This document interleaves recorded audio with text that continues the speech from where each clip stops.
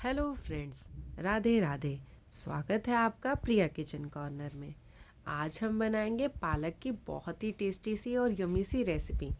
इसे बनाना बहुत ही आसान है और अब पालक का सीज़न तो आ ही गया है, तो इसे आप घर पर बनाएं। ये खाने में बहुत ही स्वादिष्ट बनकर तैयार होगी और इसे बनाना बहुत ही आसान है। ये बाहर से एकदम कुरकुरी है और अंदर से बहुत ही सॉफ्ट है। ये बहुत ही टेस्टी बनकर तैयार होगी और इसे हम घर में रखे ही कुछ इंग्रेडिएंट से आसानी से बनाकर तैयार कर लेंगे। यकीन मानिए, इसे आप एक बार घर पर बनाएंगे तो इसे बार बार बनाएंगे। इसके लिए हमने पहले पालक को ले लिया है। पालक को मैंने पहले ही पानी में धुल लिया है, क्योंकि काटने के बाद इसे हम अगर धुलते हैं तो इसमें ज़्यादा पानी भी रह जाता है और ये थोड़े से गीले हो जाते हैं। पालक को हम थोड़ा मोटा मोटा ही काटेंगे, इसे हमें बारीक काटने की ज़रूरत नहीं है। जो डंठी हमारी थोड़ी मोटी रहेगी तो उसे आप निकाल दीजिए, अगर वो बारीक है तो आप उसे काट सकते हैं। तो इस तरीके से आप इसको थोड़ा मोटा मोटा ही काट लेंगे, इसे हमें ज़्यादा बारीक काटने की ज़रूरत नहीं है। आप पहले अगर इसे धुल कर रख लेंगे तो इसका पानी निकल जाएगा, तो ये बाद में गीला नहीं होगा, ये आसानी से बनकर तैयार होगा। अब ठंड में तो पालक बहुत आएगी और पालक में आयरन बहुत होता है, तो इस तरीके से अगर आप ये नाश्ता बनाते हैं घर पे तो ये हमें आयरन भी मिलता है और ये हमें खाने में भी बहुत ही स्वादिष्ट लगेगा। आप इस तरीके से इसे पतला पतला ऐसे काट लीजिए, ज़्यादा पतला नहीं काटना है। देखिए मैंने कितना मोटा काटा है, उतना ही आप भी काट लीजिए। इस तरीके से इसे काट लेंगे तो ये बहुत ही अच्छे से बनकर तैयार हो जाएगी। देखिए मैंने कितना मोटा मोटा काटा है, आप भी देख सकते हैं। तो चलिए अब हम इसे तड़के की तैयारी करते हैं। इसके लिए मैंने थोड़ी सी अदरक ले ली है, 4 से 5 कलियों की लहसुन ली है और 2 हरी मिर्च ली है।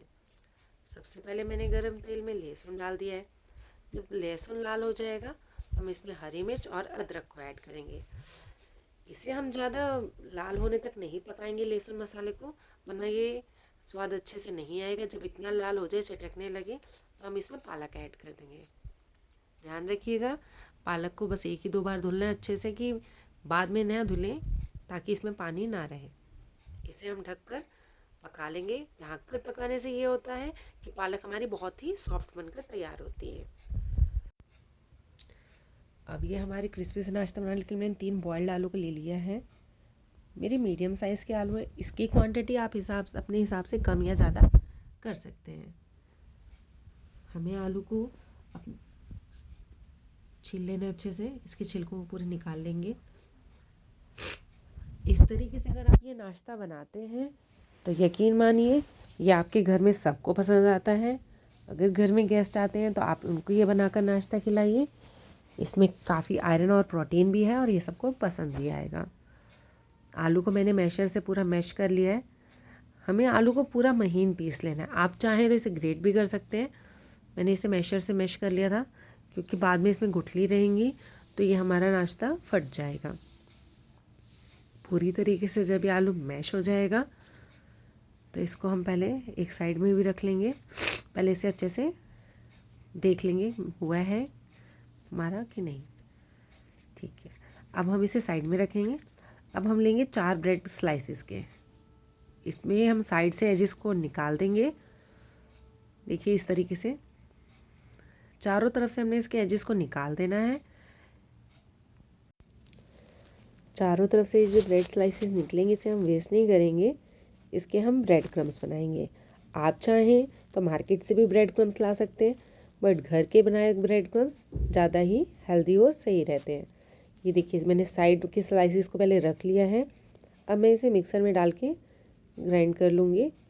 ये देखिए मेरा इसका साइड के एजेस का ब्रेड क्रम्स कितना अच्छे से बनकर तैयार हुआ है। ये बहुत ही सॉफ्ट और बहुत ही अच्छा बनकर तैयार हुआ है। इसी तरीके से हम ब्रेड की स्लाइसिस के भी ब्रेड क्रम्स बना लेंगे। मिक्सर में हम उसके ब्रेड को छोटे छोटे टुकड़े करके ऐसे डाल देंगे।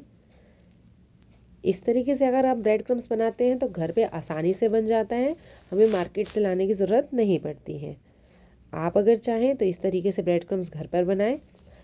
अगर आप चाहते हैं इसका टेक्सचर एकदम मार्केट जैसा आए तो आप इसे ऐसे बनाकर थोड़ी देर धूप में रख लेंगे तो ये और कुरकुरे हो जाएंगे। तो चलिए अब हम इसे आगे प्रोसेसर को आगे बढ़ाते हैं। जो हमने पालक को पकाया था वो ठंडा हो गया है। अब एक बार इसे मिक्सर में डालकर हम इसे भी पीस लेंगे। पीसने के बाद देखिए इसका टेक्सचर कैसा तैयार हो गया है। अब जो हमने आलू मैश की हुई थी, हम उसमें पालक का पेस्ट डालेंगे। अब जो हमने साइड के एजेस के ब्रेड क्रम्स लिए थे वो हम इसमें मिला लेंगे।